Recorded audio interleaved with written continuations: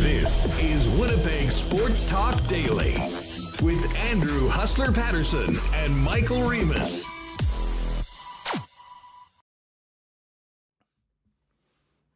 Happy Friday, everyone, and welcome to Winnipeg Sports Talk Daily. Getting ready for tomorrow's Winnipeg Jets home opener at 3 p.m. at Canada Life Centre. And can't forget about the Manitoba Moose home opener tonight as the Moose take on the Calgary Wranglers. Very, very busy hockey weekend at the downtown arena, and we're going to be all over it today on the program. We'll talk a little Moose later on. We will have Lee Hacksaw Hamilton, and of course, we'll have a Friday marbles race. We'll also break down all of the Jets news this week, the extensions, the opening game in Calgary, and a look ahead to tomorrow with our good friend Murat of The Athletic. And I'm very much looking forward to our very good friend, the sports rabbi himself, Matt Leibl, coming on. Remus mentioned yesterday he'd been getting heckled over the course of the last 6 months for jinxing the Jets last year. We need a blessing. We need a blessing from the rabbi. So Matt's going to come on. We'll chop it up, maybe talk a little football as well. Always great to have Matt on the program when he joins us today. So going to be a fun one. We do have, by the way, I'll let Remus fill you in, folks, because we do have some tickets for the Moose game coming up on Sunday that we'll be doing through our membership list. So you can keep an eye on that if you're looking to maybe get out and see Brad Lambert and Chaz Lucius. And the next generation of Winnipeg Jets start their season this weekend. But the big focus with the Bombers on the bye this weekend is going to be on the beginning of the home schedule and the Florida Panthers coming to town tomorrow. Don't forget, 3 p.m. is puck drop, but at noon, the party starts in the plaza. Had a great conversation with Jason Petrick of Petrick yesterday. The Petrick boys are going to be headlining the party in the plaza. Got a great cover band earlier on that'll be very entertaining for people that get there a little earlier. And then they'll be doing the national anthems as well before the game tomorrow. So if you haven't already, grab your tickets for the game. Even if you're not, maybe you're going to be at Boston Pizza watching it. Get on down early and be part of the fun, welcoming in the new season on home ice tomorrow, beginning at noon until 2:30. And then, of course, get to your seat early because the biggest unanswered question of the season will be revealed before the game tomorrow night. What's everyone's goal songs? Well, we'll hear that when the guys when the guys are introduced tomorrow. So we'll get to that in just a minute. Just before we bring in Michael Remus in, a big thank you to the amazing sponsors that make Winnipeg Sports Talk happen each and every day. Our friends at Coolbet Canada just finished the lock shop over on the Edmonton Sports Talk channel. No Dusty today as he's in transit to Calgary, but Jake and Pat from Coolbet and I jumped on it. We got our partner parlay set up. We made our best bets of the week, gave you Dusties as well. So you can check that over at Edmonton Sports Talk or subscribe to the Lock Shop podcast if you haven't already, wherever you get your favorite pods. Also want to thank our friends at Princess Auto, Consolidated Supply, Royal Sports and Boston Pizza, Little Brown Jug, the Winnipeg Jets, Nick and Nicky DQ, F Apparel, Wallace & Wallace, Vita Health Fresh Market, Canadian Club. It's not the weekend without a little CC. Manitoba Battery, Modern Man Barbershop, and Aquatech. Let's get Remus in here. And Remus, I know you're fired up for the intros tomorrow. The power poll is ready to be made for Monday's show. Yeah, should we start going over the Jets goal songs from last year and say, okay, who's going to keep theirs? Like, how in-depth do we want to go on this goal song analytics and analysis? A lot of people have been asking, and it was revealed that they will have new goal songs. And you and I said that if anyone's going to change theirs, because, look, we got the intel from Kyle Balharry, just game production. He said a lot of the players, didn't understand the task at hand. And weren't sure how it was going to play out in the arena. So Mark Scheifele picking The Greatest Showman, well, it has a great name. It didn't exactly get the crowd fired up. Like, who had Montel Jordan? Was that Dylan DeMello, or Nate Schmidt had Mambo number 5? Yeah, that's right. Those are good ones. And I mean, Dubois probably had the best one. He had the best one. Because you could also say Dubois. I think there'll be something that rhymes with "do" coming up on Tuesday night for old PL, but it might not be his goal song.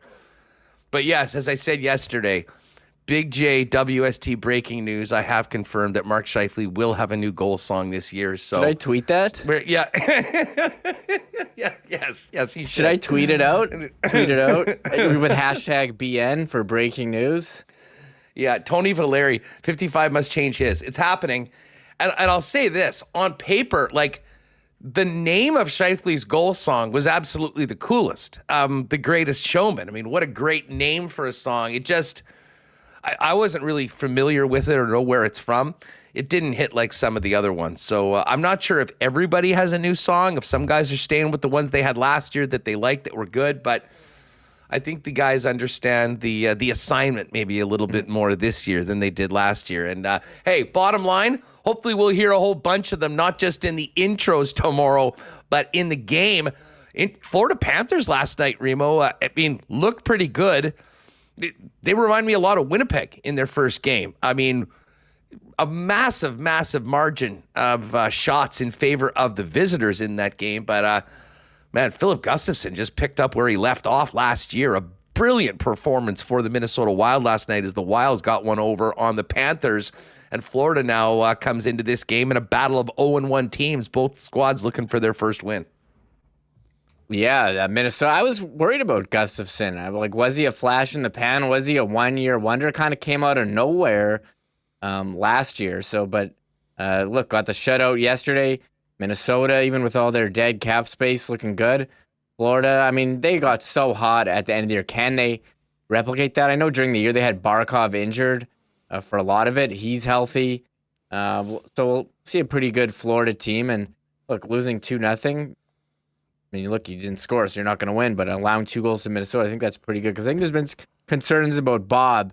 You know, he was so hot in the postseason, but in the regular season, I mean, he was getting benched at times. So we'll have to see which Florida team we get. Matthew Tkachuk, we know what kind of agitator he is. And I don't know, will the team be as motivated to beat Paul Maurice as they were last year, or that's kind of like one and done?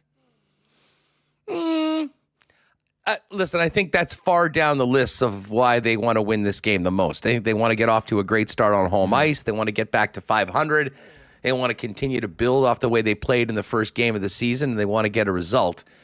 For some of the guys in that room, will it be a little bit sweeter if they win at the expense of Pomo? Maybe.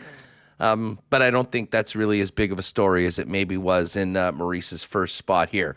By the way, I'm seeing a few of you with a few shots at number 27 in the chat about being hurt. Can we wait till he actually is hurt or misses a game in the regular season to start complaining about that, please?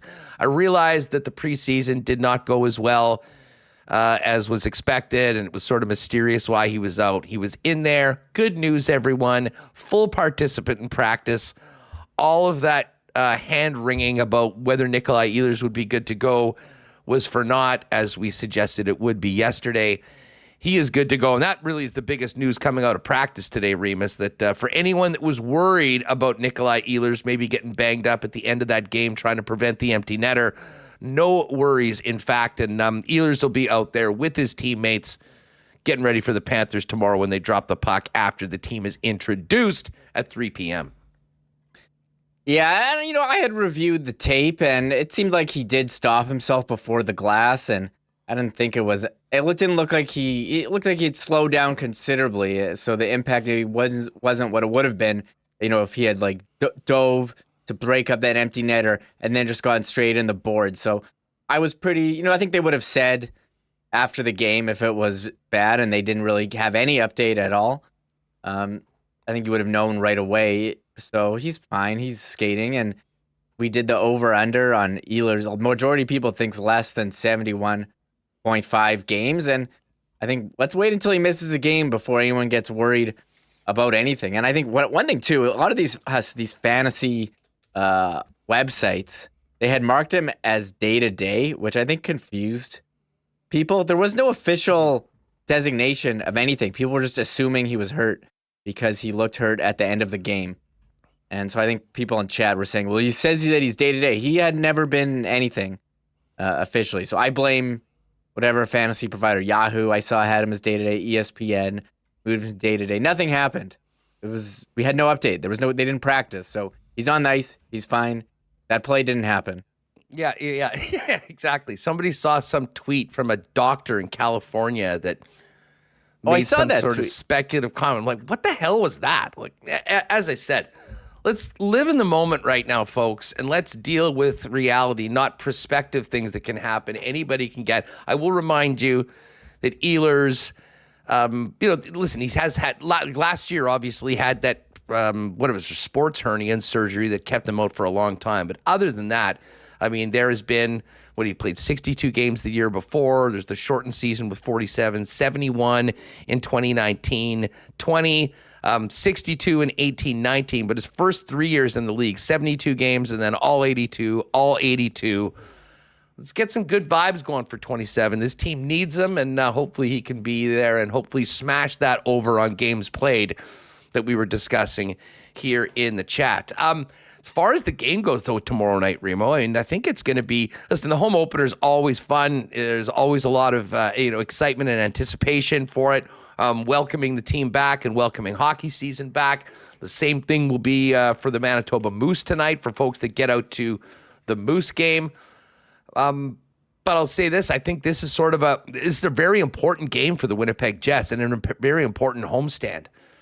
Because with all of the positivity that there was coming out of the contract extensions and really coming out of the game that they played on Wednesday night in Calgary, with everything other than the result being pretty darn impressive for the Winnipeg Jets, this is the beginning of a really tough 3-game homestand to begin the season where they're taking on the defending Eastern Conference champion Florida Panthers, a very good Los Angeles Kings team, and then the Stanley Cup champion Vegas Golden Knights. And I mean, you don't want to have a start where you're playing catch up from a disappointing start to October.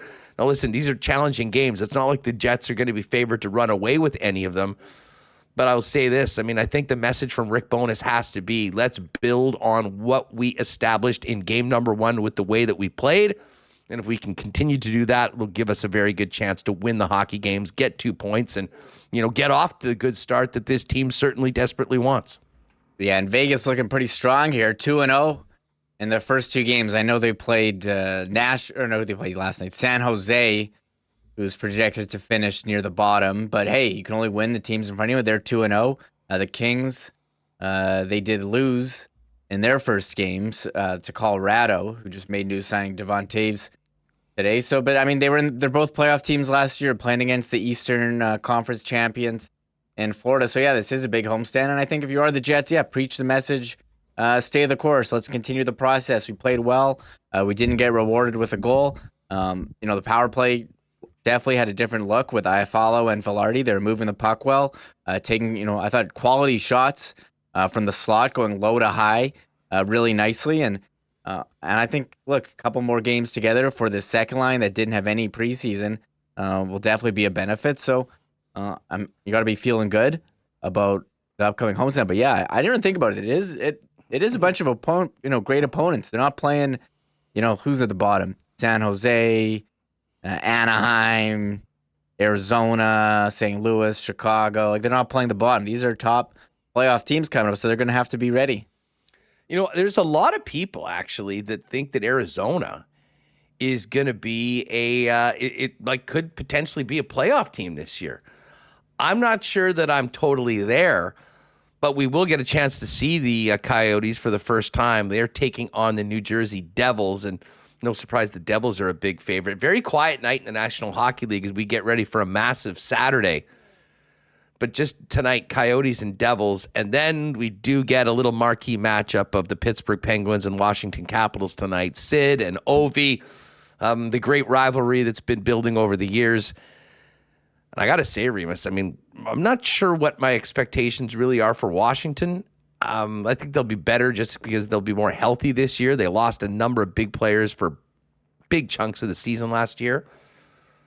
But I think the Pittsburgh Penguins need to they need something to go well for them, because that was a real faceplant to start the season. And as you very correctly noted, kind of deja vu with the way they ended the season last year, losing to the Chicago Blackhawks and costing them a spot in the Stanley Cup playoffs. The reason why the Florida Panthers even made the playoffs in the first place before they went all the way to the Cup final. Yeah, that's got to be a rough one for Pittsburgh. We're all ripping on them. Oh, you couldn't beat Chicago to get into the playoffs? You don't deserve to get in if you can't beat lowly Chicago, the lottery winners. And what do? They load up and make some nice changes. We all praise Kyle Dubas. What a great job he did. And who do they play the first game? Chicago. And what do they do again?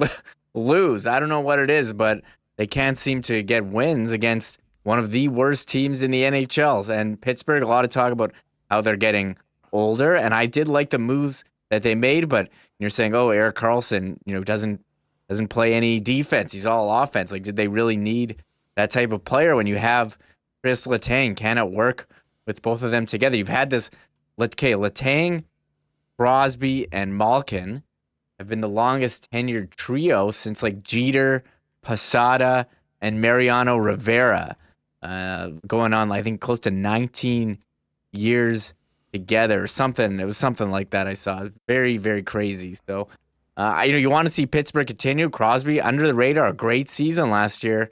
I'm not sure if they can really, keep hanging on. Like, I don't think they're a Stanley Cup contender, but we saw last year, all he needs to do is get in and, hope you get hot, I guess, right? With Florida and Bobrovsky, because no one had them making the final. So, I mean, get no in. one had and them winning more than a game against Boston. Yes. The first series of the playoffs. So anyways, it's the slow night tonight in the National Hockey League. Last night was pretty busy. I did get a chance to actually watch some of that Columbus Philly game last night. Probably not the marquee matchup that everyone Line ended up scoring late in the game. But Philly, I guess the big play in that game was what looked kind of like a knee-on-knee hit on Zach Werenski early on. Apparently, and shout out to Columbus. They didn't just do he's out with a lower body injury. They said he is out for the rest of the game with a quad contusion. So I think a quad contusion better than any possible knee injury. And that was a tough one. But listen, both of those teams, I think, could have long seasons, although I'm a lot more optimistic in the Seabus than I am in Philly. But it was nice to see our old pal Pascal Vincent out there getting his first chance at being the head coach. Did not end up in a win.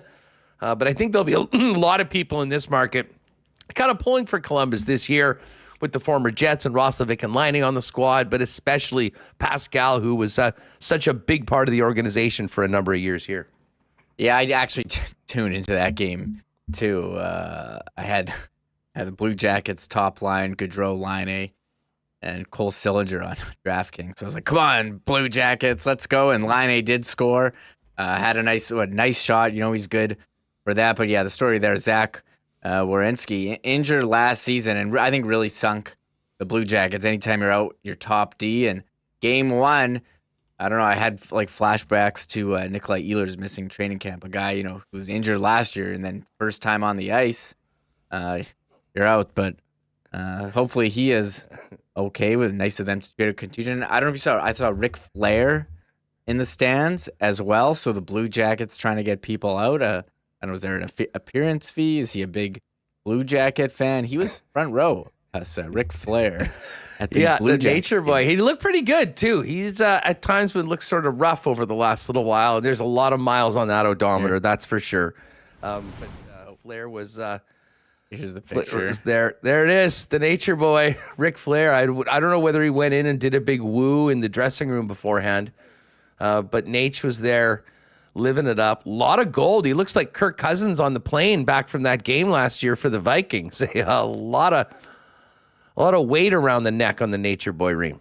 Yeah, and I don't know what jersey that is, if it's an Adam Fantilli jersey or not, but the third overall pick yesterday has getting on the score sheet. A lot of eyes on these rookies this year. We saw Zach Benson playing with Buffalo. Connor Bedard got an assist in his first game and then scored in his second. Logan Cooley, you mentioned Arizona. He's one of the reasons why people are high on them, and Leo Carlson making Anaheim. But it was Adam Fantilli getting on the board with an assist yesterday. So I don't know what jersey that is. I can't see, but I'm here for Ric Flair at any sporting event to pump up the crowd. Yeah, no doubt about it. Just got a great tweet from, or an X post from our buddy Jeff Paulson. Shout out to Jeff. This is just following the comment about the goal songs being revealed at the home opener yesterday. Jeff said he hopes I Have Follows is You Too, I Will Follow. Oh. Can you imagine the crowd screaming his last name over the chorus? Would be pretty cool. See, that's the sort of clever thing that could really work. As I say, I'm not sure whether he actually thought of that or whether they're ahead of the game, but that is a heck of a great suggestion. And it is funny. This has been mentioned a couple times this week. As newsworthy as it's been for the Winnipeg Jets with the massive extensions and all the conversations have come around that in the opening game of the season, every single time we mention the goal songs, the chat absolutely goes nuts with takes, suggestions, and a level of excitement. So that's going to be another great bit for everyone that takes in tomorrow's home opener against the Panthers at 3. Emergency show tomorrow, probably rating all the goal songs. I think it's going to be maybe our most viewed video. A lot of stuff in chat. Just looking at some of the picks from last year, Dave had archived them at illegalcurve.com. I'll tell you ones that should stay. Dylan DeMello with Montel Jordan, This Is How We Do It. Neil Pionk, Renegade by Styx. Adam Lowry's Got to Keep Sandstorm. What else? What's some other good ones? Dylan Sandberg. It's funny, the Hermantown guys go with the classic rock. Dylan Sandberg, Back in Black. Who else do we got here? But Kyle Connor's got a Luke Combs song. Nate Schmidt, Mambo Number 5. And the other guy's not here. Sam Gagne with Mr. Brightside. That was one of the top goal songs as well. And Gagne scored a few times at home early on in the year, so we actually got to hear it. I loved Wheelers, too. Of course, he used to be Biggie Funk on Twitter, and of course, he had the Notorious B.I.G., one of his favorites. So that was that was fun. But yeah, they'll all be unveiled tomorrow, and then we'll see the team be unveiled to the home crowd with the home opener. We're gonna chop it up with our pal Matt Leibl, the sports rabbi, coming up in just a second.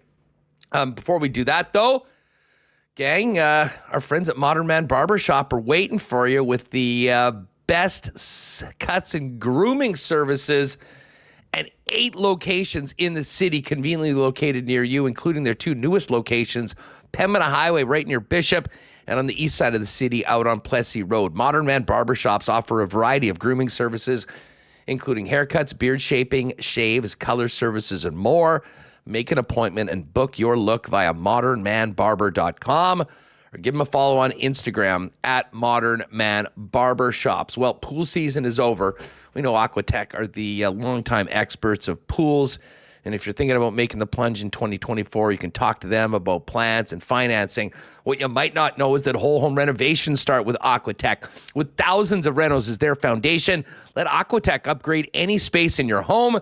If you're ready to enhance your kitchen, your bathroom, or even add an incredible man cave to your spot, visit aqua-tech.ca to learn more about their whole home renovations, including financing options. Shout out to Donnie and the gang down at Manitoba Battery. What a summer it's been. They've been getting us batteries to dominate the summer, whether it's boats or ATVs or campers and lawn tractors. It's the less sexy part of the business, but they do it better than anyone, getting Winnipeggers and Manitobans through the Manitoba winter. The time is now to make sure that you're prepared for the oncoming snow. Check your battery at Manitoba Battery, 1026 Logan if you'd like to get a test. And if you do know you need a new car or truck battery, shop local. Get the best prices in town, period. Beating the pants off the big box stores. And even better, the service comes with free delivery anywhere inside the perimeter of Winnipeg for any purchase under over $60. It's that easy. Go over to the website at manitobabattery.com. It'll get you hooked up with everything you need. Give their great staff a call at 783-8787 or pop down and see Donnie and the gang at Manitoba Battery at 1026 Logan Avenue. And hey, the weekend is here. It's Friday. Might be a time to pop by your local Manitoba Liquor Mart and see what's cracking in the Canadian club section. Canada's favorite Canadian whiskey is also the official spirit of the Winnipeg Blue Bombers and WST. Maybe we'll toast a win and a new season for the Winnipeg Jets. Of course, CC and Ginger also available in 473 milliliter cans at your local MLCC, but also at beer vendors around the city. All right, this is going to be great.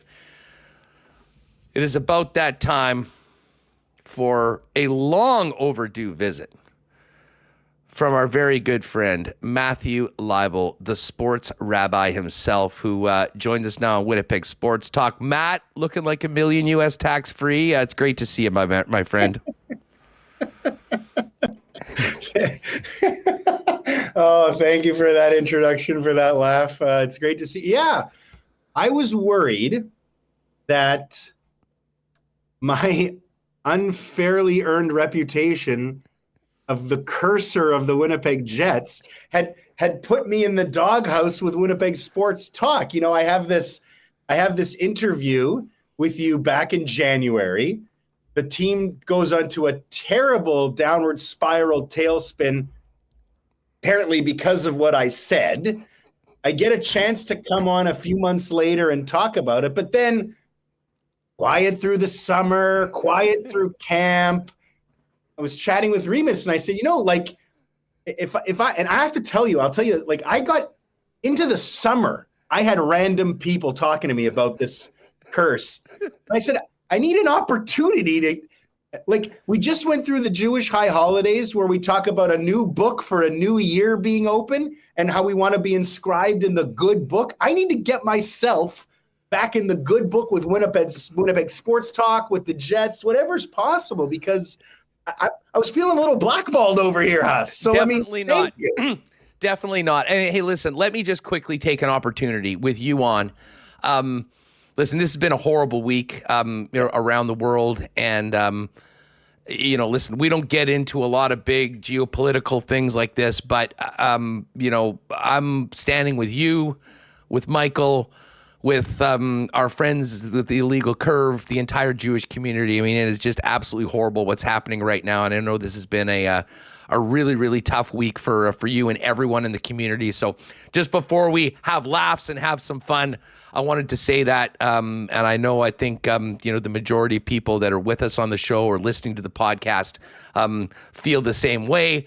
It's important to acknowledge and stand up against anti-Semitism and all sorts of racism. And I think I'll join you and everybody in hoping that, we can get to a place of a lot more peace and a lot less tension in the community. So I did want to say that to you right off the bat, Matt, before we got going with everything. Yeah. Thank you. You know, I wasn't going, it's your show, and I didn't come on to talk about it, and I was going to leave it with you. Could have gone all sports, but Huss, you and me and Reem, we go way back for years, friends, and appreciate that so much as a friend to me and to the community.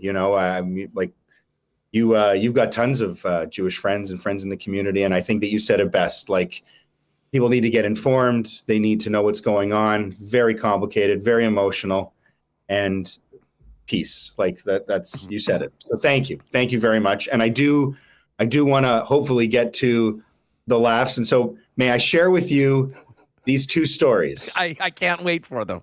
So may I share? So I don't remember the date. I know you guys have the dates on when the Jets were going to play in Montreal that night, and they ended up losing 7-0. I don't remember the date, but I came on the show. They were first in the West. I brought a giant bucket of cold water and just drenched the whole team. And then they lost 7-0. And then we all know how the rest of the season went after that. Was that a first story? I'm at a Jets game sometime last March on the concourse, 300 levels. I'm probably looking for you actually in between periods, because you're a tough guy to find. You're kind of Waldo up there. I got to find you in your spot. I was kind of trying to make my way over there.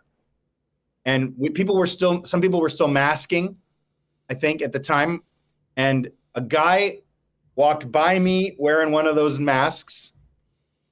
And as he walked by me, he lifted the mask down and said, "Reverse the curse, Leibl." And put his mask back on. And I'm like looking back over my shoulder, like, do I know this person? No, never seen him before in my life.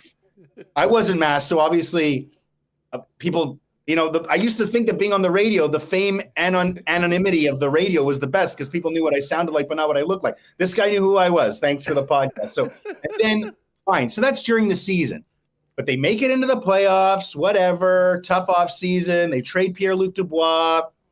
I'm at Winnipeg Folk Festival. Not exactly a hotbed for Winnipeg Jets conversation. There are Jets fans there, of course. Middle of July. Little Brown Jug, but it's not exactly like the hot topic of like Chevy's free agency and what he's going to do in the offseason. And some like dirty, unwashed hippie just rubs up against me and is just like, man, I thought he would like, I'd walked into him and he's just like, reverse the curse, man. Reverse it. He just like even here, Happy Fest, peace and love, folk festival. Even here, I'm being singled out in the summer. The season's over. So like this whole interview I gave with you has been following me for as you can see for months, and it's just I didn't curse them. I don't have that kind of power, people. I wish I did, but I don't. Well, let's get off to a great start for the season. I got to tell you, I mean, I'm really interested in your thoughts on the way this week started. There had been somewhat of a cloud over this team, throughout the offseason. The thoughts that Hellebuyck was as good as gone, that Mark Scheifele was likely potentially being traded at one point. We certainly heard all of that scuttlebutt throughout the year. And to be honest, I think that there was not very many people in the market, although we heard more and more that, maybe things would be circled back to, maybe something would happen. But I mean, I think everybody was stunned on Monday, Thanksgiving Monday, when we heard that not only Hellebuyck, both Scheifele had signed identical 7-year deals at $8.5 million. Listen, I mean, I've asked the same thing to everybody this week, but I'm just interesting. You found out, what was your initial reaction now that you've had a few days? What do you think this does for the organization moving forward and the team right now going into this season? It was wild. There aren't too many things that happen, really even in life, but certainly in sports, where I'm kind of surprised or stunned, like you said. My friend Tom sends me a text of the picture that the Jets put out because he knows I'm not on social media. And he says, look, like it's a truly a head scratching moment. I mean, I'm at the same time, I'm thrilled because these are great deals. It gets rid of the whole, we weren't going to have just one, but 2 star players in a contract year, and we were going to hear about it all year. Just the relief of getting rid of that was enough to get excited. But these are great players, a Vezina winner, a top center, the first round draft pick in the history that the team's been built around, committed to the most of the rest of his career for both of them. It's thrilling, right? And I'm not trying to do the whole curse guy thing again here, but maybe like a lot of people watching and listening, I assume we share this as Jets fans, as Winnipeggers. We're always wondering, is there a catch here? I found myself kind of asking, what's the catch? What's the deal? Both of them, same term, same money, same day. When both of them, we were pretty sure we're going to be out of here mid-season or at the end of the season. Like, weren't we hearing that Scheifele's a coach killer? Like, weren't we hearing that he was the big problem in the locker room and now he's here for the rest of his career? And weren't we hearing that Hellebuyck was kind of feeling like he was in a different place in his career than this team is in terms of their trajectory of winning a cup? Like, I'm thrilled, but there is still kind of this part of me, Huss, I think the part that made me so surprised, where I am still a little confused by it, because I guess I don't know what to believe as far as rumors go, because it just doesn't seem like this is what those guys wanted, or even for Scheifele, like what the team wanted. So well, that, it's interesting you mentioned that. And I've kind of talked about this a little bit this week, but I mean, obviously this has really been the story throughout the offseason of the Winnipeg Jets. And God knows how much oxygen we've put into the future of the team and these two players in particular. And listen, you're right. I mean, I think that it's two different situations, which frankly makes it so fascinating that we got to the finish line with them signing identical deals. And we can talk about the message that sends to the rest of the league, to the players in the room, to the fan base in a minute. But, from everybody that I've talked to, it seemed like, all of those trade discussions and exploring that absolutely was real. I mean, that wasn't just fabricated, and they said, don't worry, we'll talk to you guys at camp and we'll get everyone signed for long-term deals. That was not the case. With Hellebuyck, it seemed like the perceived market and willingness to pay market value for what he absolutely deserves and has earned wasn't there, and maybe the timing was bad for him and good for the Jets with, Vegas winning with a carousel of goaltenders. But Scheifele is so fascinating to me. I mean, he has been such a big part of this team. And listen, anyone that's been around the team, that's paid close attention, has realized that Mark didn't seem like the same guy as much for the last couple seasons. We remembered how the year ended 2 years ago and what he had to say. I'm going to have to see what's best for me and my future, which was pretty far apart what the rest of the team was saying. And I think that one availability, I think in a lot of ways sort of created that narrative. But, for a long time, I mean, was never wearing Jet stuff. Certainly we saw yesterday. Like, I'm not sure he was in a good place. And to your point, I don't know. Well, I do know that there were certainly some people in the organization that I think were feeling the same way.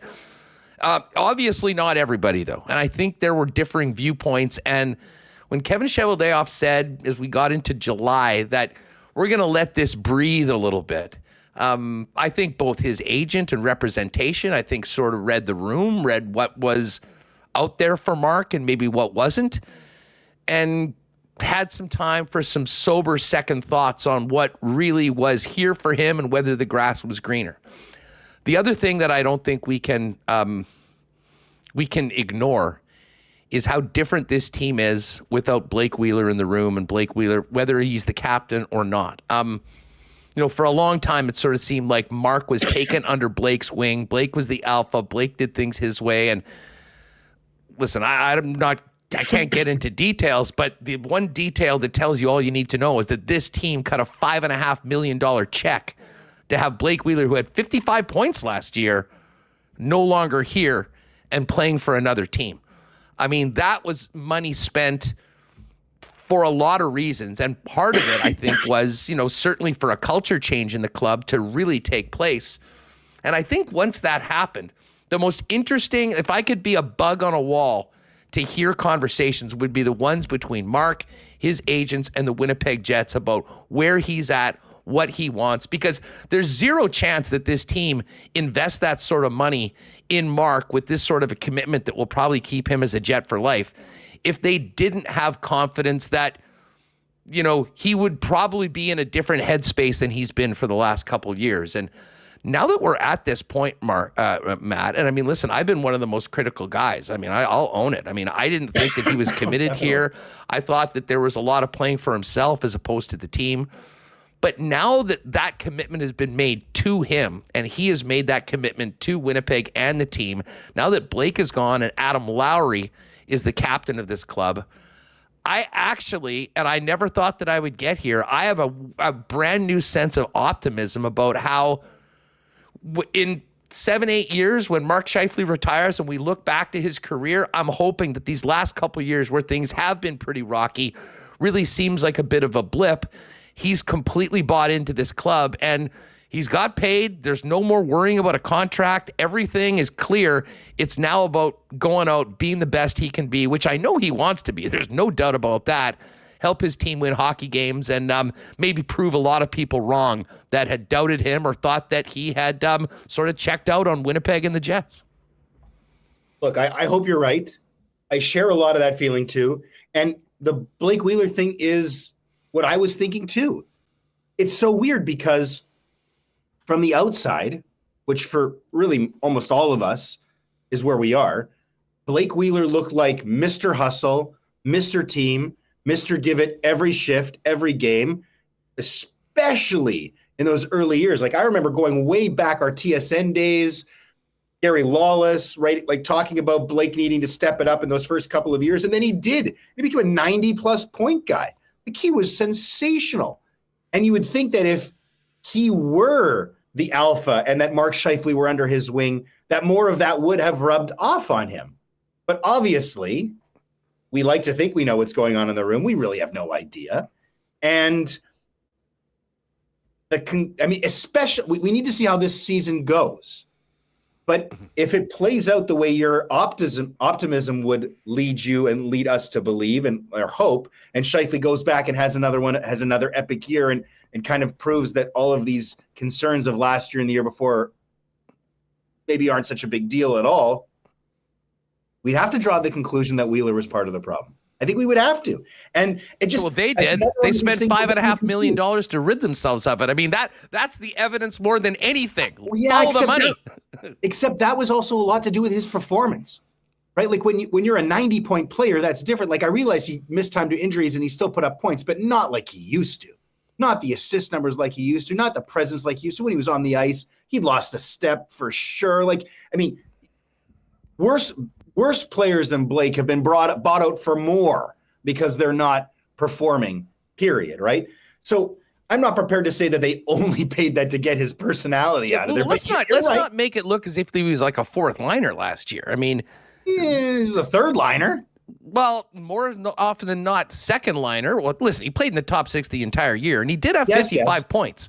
So, I mean, listen, that wasn't. I think that was 1% performance, 99% culture. Really? Absolutely.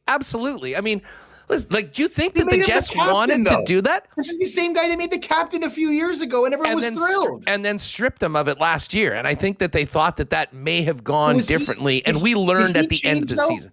So, but did Blake Wheeler change, or was Blake Wheeler always the same and the team just thought the C would change him? Or, was he different when Byfuglien was around? Like I think we can never forget. Many people will say that. Well, many people will say, well, because it was literally a good cop, bad cop arrangement there. And I mean, Buff famously said, you can put the C on anybody's chest, but I run the room. And I mean, by all accounts that he did. Anyways, isn't that what you said at TSN when they tried to make me captain of the radio team? Wasn't that your favorite line? You can put the C on Leibl's chest, but everybody's with us. But anyways, right. I mean, we don't need to relitigate all that because, I mean, it is God knows we spend enough time talking about it. But where this team is in a different place, and I have more. I think we learned more about the decision to make Adam Lowry the captain based on kind of where this team is right now going forward. Because Lowry, is a guy that will play second fiddle to half the team when it comes to offensive glory. He's a guy that's going to be killing penalties. He's going to be taking tough matchups. And as a guy that, off the ice is exactly what you want in a leader. He's also been the guy that, from talking to people close to the team, has often been the bridge from sort of that leadership group that maybe seemed a little bit separated from some of the rest of the club. He was that glue, that bridge. And if he's now the leader, I think he sets an example and sets a tone in that room that really does bring people together. And, this team is different right now. I know the blue line is pretty much the same, but if you look at the forward group, Matt, starting opening night, 5 of the 12 forwards that played for the Winnipeg Jets on Wednesday weren't Jets on the 1st of March last year. I mean, we talk about the 3 guys coming in from the Kings, but I mean, Nemetstikov and Nino Niederreiter, big parts of this team, they were only around for about 15 games at the end of last season. They were both amazing. Exactly. So can't wait to see a full year with both. And I think that, listen, I don't think for a second that Scheifele signs this deal. I don't think the deal is there for Scheifele to sign if the organization doesn't have a lot of confidence that a lot of the issues that he may have had, whatever the problems were, aren't behind him for a number of reasons. One, getting the contract settled, but also the new attitude and feeling amongst a team that I think will, as much as they said before, they were a really close-knit group. I think the potential of really being that actual team that wasn't there in the past is here based on the way things are right now. Okay. So I'm right there with you. And while I think a lot of the national and maybe even local pundits would say, okay, signings and new captain aside, this team on paper is worse than last year's team that started the year. I don't know that you could necessarily say that for sure. We had a couple of years of Pierre-Luc Dubois, and I think I was inspired for about 10 minutes collectively in all that time. So to trade him for these guys from the Kings, plus the full season of Niederreiter, who I think is wildly underrated, and the full season of Nemesnikov, who I can't believe this guy keeps getting traded. It's funny. He keeps getting traded every year at the deadline because every team wants him, but for some reason no one wants to sign him, even though he brings all of the things that you want in terms of hustle and everything that we saw. So I don't think you can say necessarily that it's so much of a worse team. So let's say that they're even in terms of talent and paper, and they've got this boost from the distractions of the contracts are gone and a new captain, new attitude, as you put it. Maybe that's worth some more wins and everything. But isn't this still a team that's going to be a borderline playoff team fighting for either like that old 8th, 9th, maybe their ceiling is 7th or 6th in the West. Maybe their floor is 10th or 11th. They're going to get in, maybe get around, maybe surprise. I think the ceiling's higher. I don't, but like, I feel like we were right here last year, you and me, and I was kind of saying to you, why? Like, well, let me tell you why. I'll tell you. Is that enough? No, I think this team is way deeper than they've been before. I mean, if you look at the 3rd and the 4th line for the Winnipeg Jets right now, it's the strongest bottom 6 I think that they've had since 27-18 was pretty damn good. I mean, once they'd made those, going into that run, where you bring in Paul Stastny and you're running those 4 deep to the point where Adam Lowry at times was running on a 4th line. Listen, that's where you want to get to. But that team was 2nd overall in the National Hockey League, and one of the, like, if there was ever a time the Jets have been a true threat to win the Stanley Cup, that was it. We know, unfortunately, they didn't win the Western Conference Final, and Vegas went on to the finals. Their elite talent was better, though. Like, they had Laine scoring 50 goals. Like, they may have more depth, but I feel like there's going to be a lot of nights where this team's going to score 2 goals or fewer, and Connor Hellebuyck can't win all of those games. Is the elite scoring still there? Well, I mean, listen, you got Kyle Connor. I mean, Mark Scheifele. Those guys are certainly able to do it. Ehlers, if he's healthy.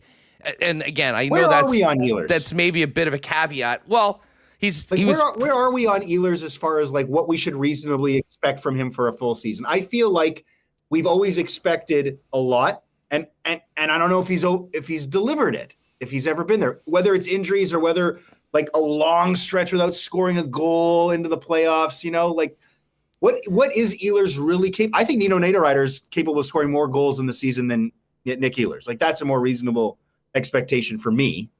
Yeah, I will definitely listen. Given the same amount of games played, I'd give you 2-1 on that, to be perfectly honest with you. I mean, Niederreiter will score 20 in his sleep, but I think if Nick Ehlers plays 80 games, he's scoring 30, no questions asked. You think he's playing 80 games? Well, I mean, there's only one way to find out, and that's get into the season.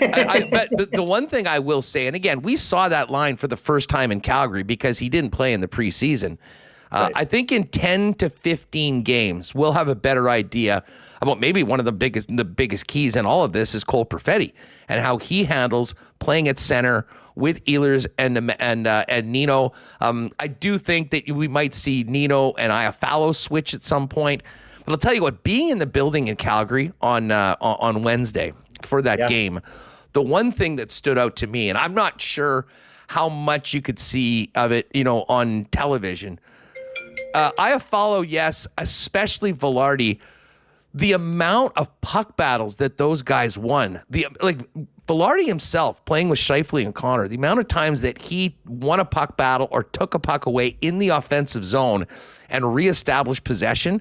Again, it's one game, but at first look, If he's able to do that, I mean, you want the best way to take away defensive deficiencies of players like Kyle Connor and Mark Scheifele? Spend the entire shift in the other team's end.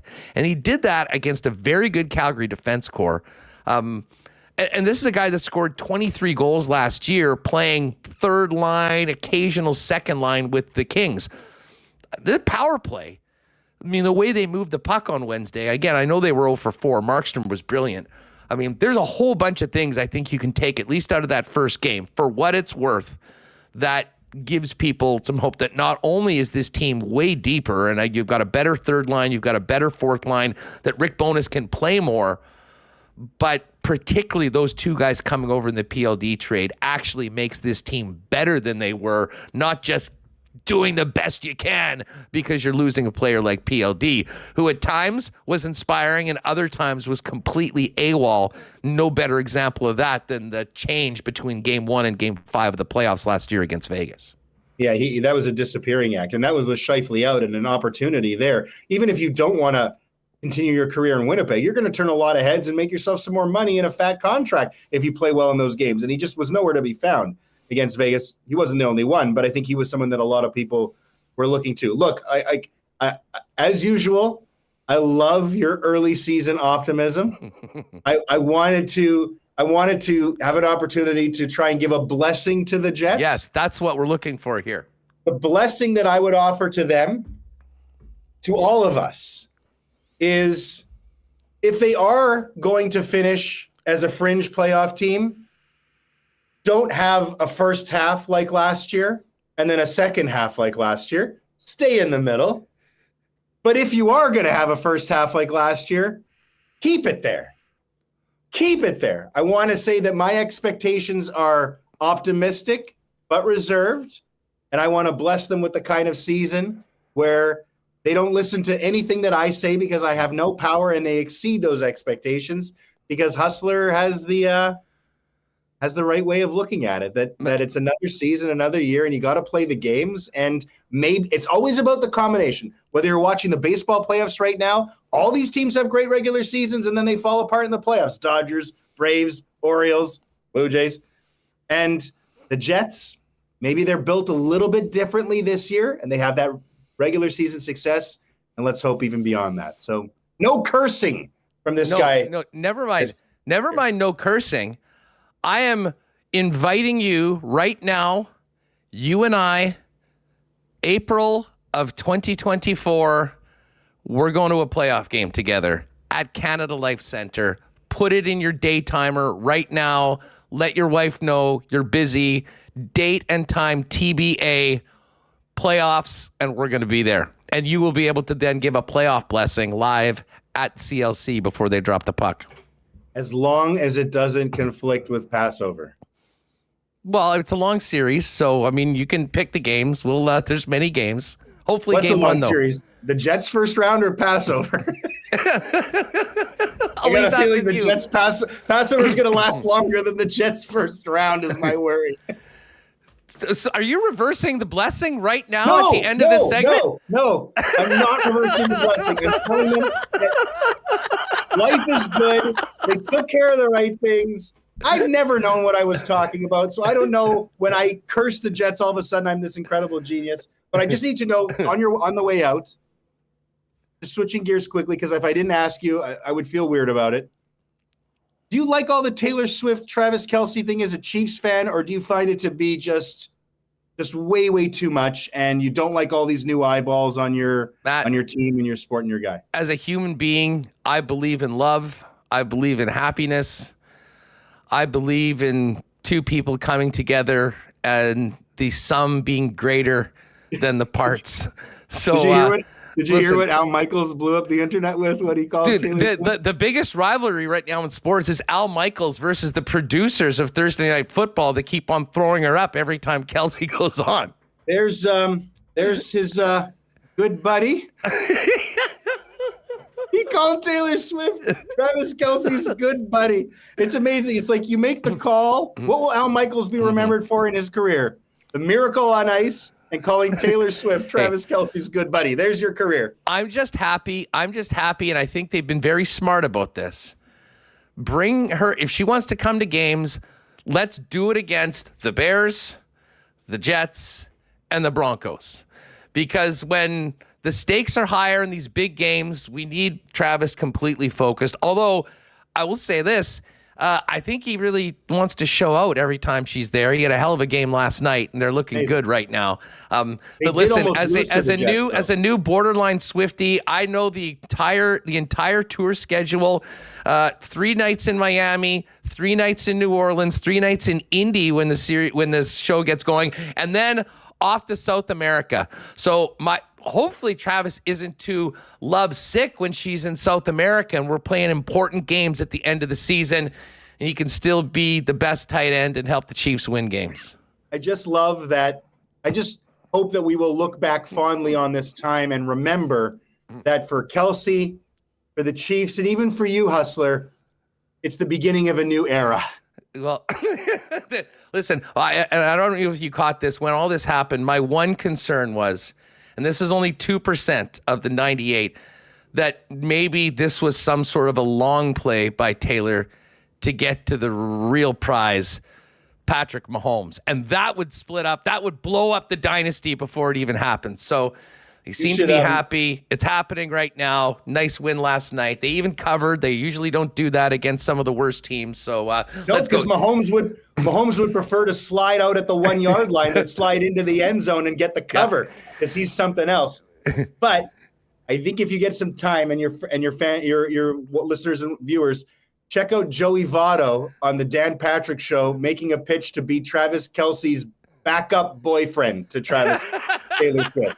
That's worth a checkout as well. Listen, it has been way too long. Great to have you on the program. I would love to sit here and crank out an NFL convo for 20 or 25 minutes. So one of these upcoming Mondays when you're available, let's do it. And again, thoughts with you and the whole community, buddy. Great to have you on the program today. And enjoy the game tomorrow. We appreciate the blessing, and we'll talk to you real soon, pal. Hey, thank you so much. Thank you, Huss. Thank you to everybody. Have a great weekend, and go Jets go. Another year. Hope springs eternal. Let's do it. All right, there it is. The sports rabbi himself, our pal, Matt Leibl. And speaking of the Jets, again, tomorrow is the home opener, 3 p.m. Check out yesterday's show. We had a great conversation with Jason Petrick, the Petrick Band, great Transcona boys. They're going to be headlining tomorrow and doing the anthems. We're going to have food from the Hargrave Street Market vendors. The mascots will be out there. Get there early, folks. 12 to 2:30 in True North Square. That's where the party is before the games. We'll be kicking around. Hope to see you there and hope to see you in the rink for the debut of the Winnipeg Jets on home ice. Hey, shout out to our friends at Vita Health Fresh Market. If you're looking for great prices on natural and organic supplements, beauty products, groceries, and Winnipeg's largest selection of local products too, get on down to Vita Health in one of 6 Vita Health Fresh Market stores. You can also order online at myvita.ca at their fully shoppable website with same-day local delivery if you order by 11 a.m. And right now, get a free gift when you place an order of $100 or more at myvita.ca. Of course, you'll be supporting a great local company, family-owned and operated since 1936. Vita Health Fresh Market, empowering people to lead healthy lives. 6 Winnipeg locations and online at myvita.ca. And keep your eyes out for Health First Ashwagandha Supreme on sale all month at Vita Health. You know the Wallace & Wallace are the fencing experts in town. You see the fences and trucks all around the city. What you might not know, though, is Wallace & Wallace is also the leaders in overhead doors. And your overhead garage door had a lot of ups and downs this summer, getting you and your family to all the summer fun you had. But the garage door is about to work a whole lot harder because winter puts much more stress on a garage door. The right time to prevent downtime this winter is now. Call Wallace & Wallace to book your inspection and maintenance service call today. For residential and commercial overhead door sales and service, there's only one name or two you need to know, and that is Wallace & Wallace. And just before we bring in the always well-dressed Murat, got to give a shout-out to our friends at F Apparel. Guys, if you're looking in the closet and realize you need to up your menswear game, there's only one place to go, and that is F Apparel. Custom suits beginning at $400, along with chinos, golf pants, custom shirts, both tucked and untucked styles, and an incredible selection of menswear accessories. Getting married or in a wedding party? Talk to the gang at F about a 15% discount when the wedding party gets their suits at F Apparel. 190 Smith Street downtown. Check them out online or make an appointment at F. That's EPHapparel.com. All right, lots to get to with Murat, who joins us from The Athletic now. Murat, how are you, my friend? It's great to have you back here on a Friday heading into the home opener tomorrow. Hey, doing well. Had a lot of fun listening to that segment with Matt Leibl. Just happy to be here. Happy to chat. And man, we've got a lot to get to. Listen, I want to focus in on the team, what we saw from the game on Wednesday, but I don't really want to bury the lead from this week. Monday, take us through. I've asked all of our regulars this. Monday afternoon, where were you? How did you find out? And what was your initial reaction? And where are you at right now on the dual extensions matching 7 by 8.5 for both Connor Hellebuyck and Mark Scheifele? I was in my car. I was driving to a friend's place just outside of the city. I had some social plans. I had received a tip to pay attention, though. And so I was making some phone calls. And I think that, I don't want to go inside baseball too much, but I think that Jets tweet that announced the signings was one of the more devastating moments of my roadside pulled over on the phone young career as a journalist. I wanted that one. So that was my afternoon. I don't want to get too much more into it than that. I shouldn't have said what I've said so far. But I didn't wake up that morning anticipating those signings. I'll tell you that much for sure. Not nearly that impending.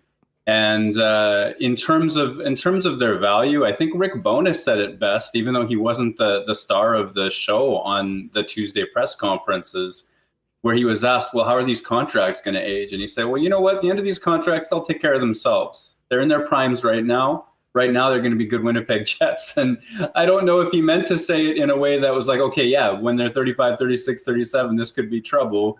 But I think it acknowledged that truth. I think Winnipeg, here's my real takeaway. If you're the Winnipeg Jets and you don't want to rebuild and you make a few phone calls this summer and you wonder what the trade market's going to be like and you don't get blown away and you arrive at this situation, what else could you possibly do? You've got two guys who, appreciate the city, who appreciate the culture, the fans, who are enormous parts of the team. And if you want to have, a play at respectability, a play at being a win now team, at a playoff spot, at having enough of your foundation built so that you can build pieces around it, because players care so much about winning and about trajectories. And if you can't keep those guys, then there's a little bit of a question about the next wave of who's going to be around here. Unless you were gonna knock a trade out of the park, and I don't think that was the case, you had to keep them around. And I think that the price point's reasonable. The back half is dangerous, but teams get out of these things all of the time. And for now, it keeps the foundation in place and makes Winnipeg a playoff contender, just like you were saying with Leibl there. One of the things that stands out to me. Listen, I was stunned. I would have maybe been less stunned about a Hellebuyck deal, but we thought that it would maybe be more money and shorter term if that's the way. But I just keep going back to, we were all in the room together at Canada Life Center when the players spoke at the end of the year, and there was an element of finality to what we heard from Connor Hellebuyck. And for 2 years from Mark Scheifele, it sort of felt like the end was coming. Now that we've had a few days to kind of look back at this, where do you think everything changed, not only for the team, if it did, but for both of those players? Let me think about that. Because my memory of Mark Scheifele at Canada Life Center this time around was that maybe he'd learned his lesson from being really open about his emotions the year before And I can't remember what he said. Yeah, well, I mean, he did mention, he was asked about it. He did mention Steve Yzerman. And like I said, he wasn't, I mean, it certainly didn't sound anything like the year before, but I don't know. And maybe just this is because I'd been talking about it so much and kind of where I was with all of it, but it sort of felt like he was just saying, hey, everything's open, but he, in a lot of ways, considering the way the season had ended, wasn't really coming from a position of strength, if you know what I mean, with the way the season ended again this year. Like my takeaway on this is that I think there was a lot of digging both by the team and the agents, and maybe there was a realization that what was expected, or these guys are always told everything in best case scenario, just wait till free agency, there's going to be all out there. And I think that summer, both with the discussions of what was maybe on the table if they were moved, as well as if they were moved, what sort of money would be out there, was a little bit of a reality check for both of those players. And I think the Winnipeg Jets, through their patience and, quote, letting things breathe for a couple months and having those talks throughout the summer, I think got them back to a spot that I don't think was even close to being possible in April or May or even June. And here we are now with these guys committing to the team and the team committing to them for likely the rest of their careers. Yeah, I go back and I just can't find a thread where I felt like I knew what Mark Scheifele's future was last spring. And Kevin Cheveldayoff, to his credit and to his discredit, I would say there's strengths and weaknesses to every approach. He spent that day saying he didn't have a plan for us. He needed to step back and assess and have all those conversations and things like that. Connor Hellebuyck at that time was talking about, I asked this question because I remember those extensions he and Wheeler signed summer 2018. And they were very candid about how important winning was and how their belief in the team's trajectory was at that time. And I guess I inferred, my opinion at that time was, well, Winnipeg wasn't necessarily on the way up. So maybe that did mean that Hellebuck's ship had sailed. That was kind of my takeaway at that time. And then I remember reading that LeBron and Russo article at The Athletic where it seemed, that ship had sailed. Hellebuyck won't sign back here. And I thought, okay, so now what can Winnipeg possibly do about it? And again, strengths and weaknesses to all approaches. Chevy hadn't committed to any particular plan. He put his work boots on and got a pretty darn good trade return for Pierre-Luc Dubois. I think that was the tone for me, the time that the tone changed. And, we were at the draft together, you and me, and suddenly Chevy was talking about, well, hey, actually Scheifele and Hellebuyck are big parts of our future. And I don't know what happened behind the scenes that week in terms of Scheifele and Hellebuyck. I don't know if it was an instantaneous, oh, wow, those players are pretty good. That changes, I thought we might have to go a darker road than this. Maybe there's a sense of optimism there. Or if it was more of a case, it would be partly a case of Cheveldayoff probably feeling as though, okay, look at the quality that I got. We can win now. And then interspersed with all of that, I have to believe that trade conversations happened, that some form of exploration of market happened, that a pulse taking of what other teams might pay by way of extension happened. I can't imagine, they're such a diligent organization. Of course they would have explored those things. And if they were getting positive results, if they were getting blockbuster type return offers for those players, or, and if they got those offers, and if those presumed extensions were coming back real big, I think it would have been maybe easier to move on. And again, I believe Hellebuyck and Scheifele when they say that they talked all summer. I believe that they probably shared whatever opinions they had about those moves. I also think that, in terms of what may have changed their minds, certainly not getting, obviously they wouldn't have a control over a trade, but not getting big ticket contracts offered somewhere else or what have you. Maybe that plays a role, if depending on what those conversations were. What I'm trying to land on, Huss, is I believe them when they say that face-to-face conversations mattered a lot. And I think the single biggest change was on Winnipeg's side when Cheveldayoff opened the playbook and he said to them, here are our plans, here are our prospect windows, here's what we're trying to do. I don't think either one of those guys had that much communication from the organization on those exit meetings days that you and I, were doing media for. And I think that mattered. I'm with you on that. And I think this was, again, like you could probably go back in 10 or 20 years when someone writes a book on the first 15 years of, the Jets' return to Winnipeg. This is going to be an amazing chapter. Because one of the things that maybe the most stunning part of it all in today's day and age, when every agent is grinding for every single dollar and, solely focused on their client, how two players, very important to the club in different ways, different positions, different agents, come together to sign the same deal on the same day. And I mean, I think there's a lot of significance to that. I think a message that it sends from them to the fan base, the community, and the team, from the team and the players to the rest of those guys in the dressing room. That might have been the most stunning part of it all, Murat. And I'm very, would love to know what your takeaway is that they came together. Like, if you would have told me who's going to make more money on an extension, I would have said that one of the two players had a bigger hand up on that.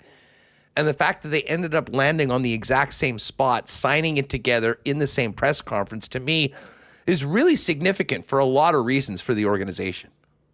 Yeah, I wonder whose idea it was first to make that such a transparent conversation between the two of them and their agents and management, because it seems like it was way more open than conversations like that usually go. Absolutely. Maybe it was inevitable because Scheifele heads down to Michigan each summer, and we would have been skating with Connor Hellebuyck, and they would have been talking because, of course, they would have been talking every day about important things like where's their team going. So, like, that is one of the most fascinating storylines of this.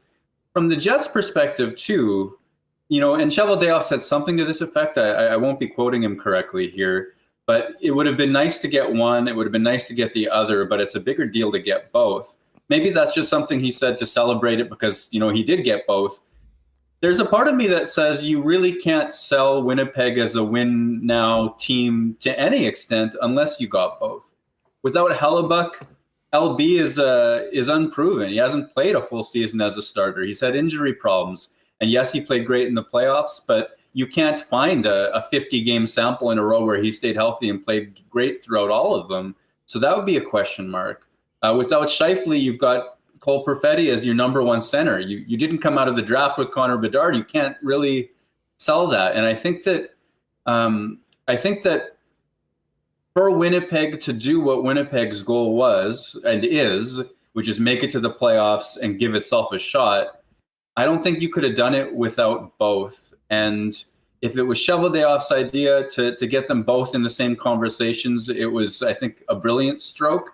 If it was inevitable because they were just talking all of the time, then that's an important part of the story because they're people, right? Scheifele and Hellebuyck are people. They have their days and their chats and they're all that sort of stuff. And they do some of the same stuff that we do, which is guess how good the team's going to be. And that goes into all of that. Into how they perceive the team. And I think the nature, to your point that the book would be fascinating, to know the exact nature of those conversations and the amount of information that was shared, I genuinely think that's a sea change for the Winnipeg Jets organization, a unique scenario, and probably the biggest reason why they were able to sign long-term. Murat of The Athletic is with us. Make sure you're subscribed to The Athletic and checking out all the great content from Murat and the Athletic team. So let's move on from the massive news on Monday and Tuesday to Wednesday. I was there at the game. I'll be honest, I was blown away by how great the team looked. Obviously, it really sucked the way the game ended, and they didn't come back with a win. But first impressions on the 23-24 Winnipeg Jets, especially how things looked with those three new players up front from Los Angeles. Yeah, I tweeted it that night. Kyle Connor said it that night. Rick Bowness said it that night. If Winnipeg plays that well, more often than not, they're going to win that game. And it was impressive to me to see not just the volume of offense they got, but the quality, the genuine, I believe this has a chance to go in quality of shot. And in a real small sample size, you can look at the heat map and you can look at the expected goals numbers And sometimes shot volume will crank those numbers up. And sometimes you watch it with your eyes and you just, I think back to that road trip in California at the end of last season when the Jets were out shooting teams all the time, getting goalied and losing. And there was quite a lot of consternation about the team. Well, I watched those games live in California last year, and my guts watching that so rarely felt like the Jets were on the precipice of a goal. Against Calgary, so many of those opportunities were legitimate. So many of them were inches, were a skate blade, were a player just not quite getting it up, somebody dusting it off just a hair too much. Markstrom making an incredible save. There was puck movement that preceded the shot. The goalie was forced to move. Everything that you would want to go into a scoring chance, Winnipeg had, and it had a ton of them against Markstrom in Calgary. And I was particularly impressed by that. I think it's a good sign. The best sign for me, I think offensively, was the chemistry between Balharry, Connor, and Mark Scheifele. Just watch, if you're out there and you're a nerd like me, just forget about the puck for a second, forget about the other team for a second. Watch where those three guys are on the ice at any given moment in the offensive zone. They will make a triangle. You will watch the triangle's shape change. People darting into space, out of space. Their heads are up. They're always reading off of each other, and they're always moving the puck into a slightly more dangerous position. I think that Balharry thinks the game so perfectly to fit with those two players, and that was the biggest piece of optimism. The pessimism comes from the icing, the giveaways, and that sort of stuff. And I'm sure you've talked about that all week too. Yeah, I mean, listen, it is somewhat ironic that we spent all of training camp talking about the blue line, Ville Heinola having, the great camp, by all accounts was penned into the opening night roster, playing in that final preseason game. And then obviously that brutal injury where he breaks his ankle and he's out for a long time. And that's what Nate Schmidt got back into the lineup. And unfortunately, Nate was front and center on that icing and on that final goal. But back to Balharry for a minute. And I'll add in Iafallo as well, who, we can talk about the power play as well and just how good it looked, although certainly the results weren't there. Balharry's ability to win puck battles in the offensive zone, strip the puck off other players, have his stick in the right place. There were a number of times where last year the Calgary Flames would have been breaking out, and he stopped them in their tracks, got the puck back, and next thing you know, they've got another 15 or 20 seconds of ozone time and are creating another chance. Like that, Scheifele and Connor have not had a player like that, and that sort of synergy between the three, you can't help but get excited about what the potential of that line is. I think the biggest question, Murat, is how will Cole Perfetti fare in that number 2 hole at center? Can they continue going on that route, or do they go to plan B, which probably means splitting that top line up and having Gabriel Balharry playing in the middle on line 2? Well, it's good to have options for sure. And I'm with you on Balharry and pressing on that top line. I think one of the most important things is he's not just winning those battles, but he goes into that corner, he goes into that battle, he goes into that situation, and his head is up, and he remembers everything he saw when he shoulder checked on his way in. So he wins the puck and then puts it somewhere good. It's not just trapped on the wall. And I think that that's a really special ability. I don't know, I'm putting it this way, but you ever ride shotgun with somebody in a car and you watch them shoulder check, and then 2 seconds later, you have no idea if they actually processed where all of the cars were. You're not necessarily feeling super safe.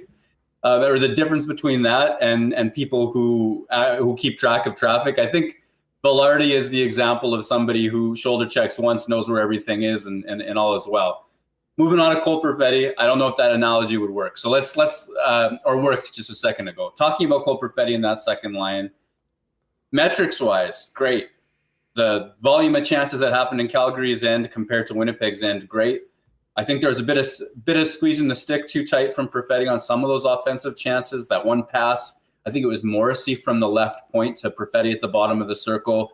He'd like to get that shot off a little bit earlier. Another play, Markstrom robbed him just in tight, and I think he'd like to get that one over the pad.